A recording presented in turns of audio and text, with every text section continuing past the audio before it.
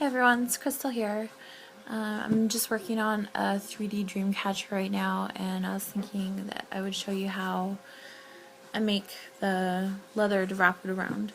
So I have two hoops. I just kind of put them together like an X form. I tied it with a piece of string, and then I covered the string with the leather.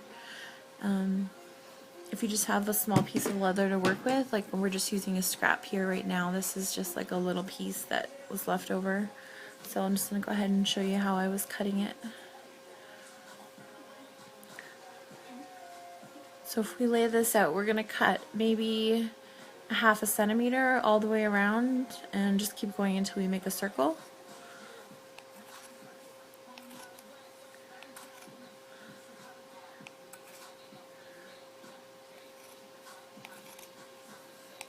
So you just do the same thing all the way through. I'll show you how. See, we're cutting this much off, and then once we get to the end, then we're going to kind of do a loop around and then come back over this way. So I have one here that's done already. We just went back and then we cut it, and then we cut this piece in half.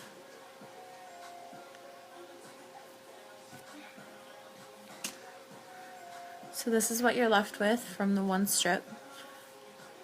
You just kind of pull it very carefully. Just kind of pull it.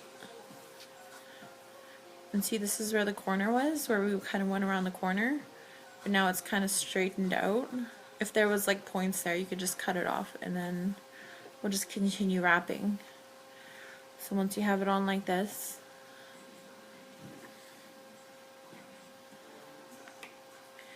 and then we're just going to kind of wrap.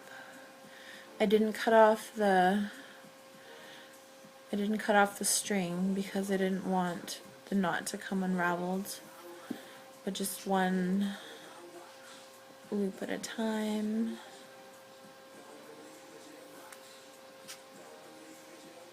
And then we just go all the way down. Once you come to the corner, I just kind of went over like an X shape. But after that, the second time when you go around, you should just be able to just go over it the once, because it's pretty well covered from all sides there.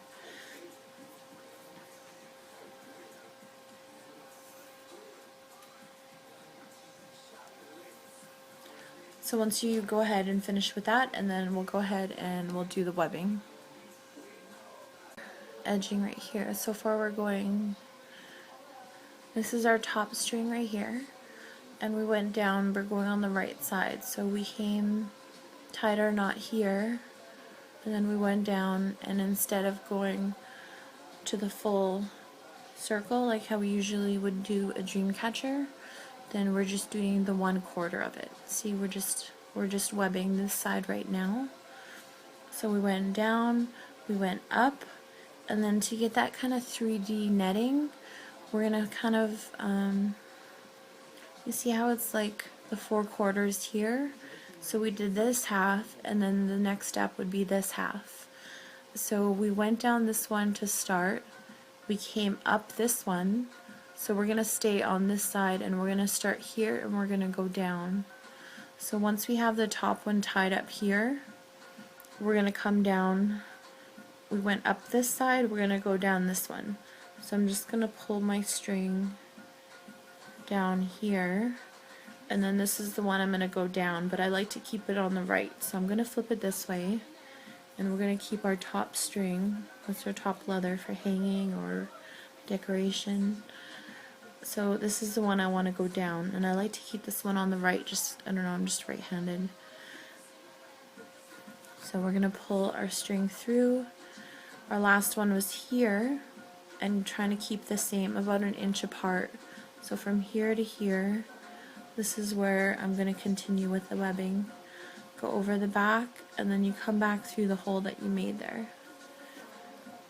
And just pull it, and remember we're working with about an arm's length of the sinew.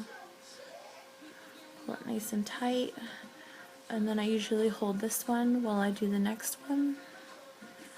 So you go around the back, and then you come back through the hole that you made.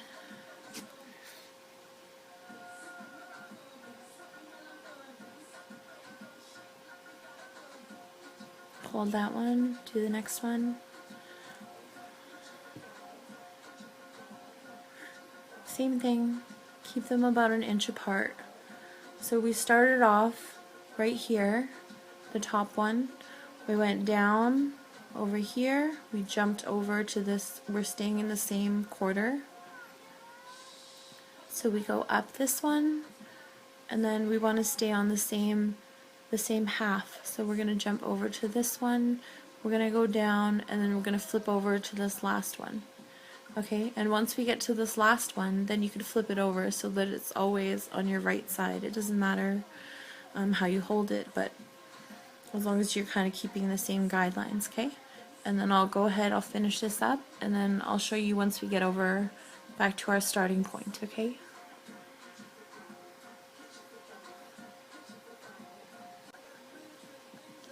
Alright, so we went down the other side, we came up over here, and we're back at our starting point.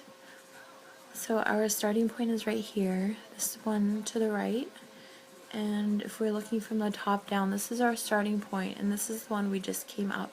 So we're going to go from here back to over here where we have our first stitch.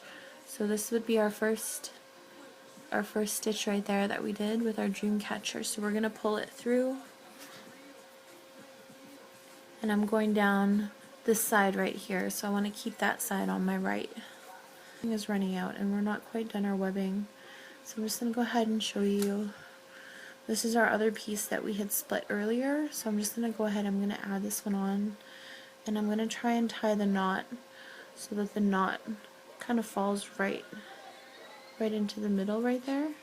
So this is our string right here, and we're going to make sure our knot kind of goes right into the center there, okay? So we're going to tie it, just nothing fancy, you know, just tying your shoe, whatever. Drag the knot all the way down, and that's what's going to make it go into the center, okay? Drag it all the way down, tie another knot, pull it nice and tight, and I usually don't cut the ends, or if I do, I'll cut them, but I'll leave them maybe like an inch. Just nice and tight, pull on it. It's kind of waxy too, so it helps if you just kind of wrap it around a pair of pliers, and then you could pull it that way. So I'm just going to cut these just a little bit because I don't want this to come undone, because then we're right in the middle of our webbing and I don't want to have to redo and start over. So I'm going to cut it about an inch away from there and just snip.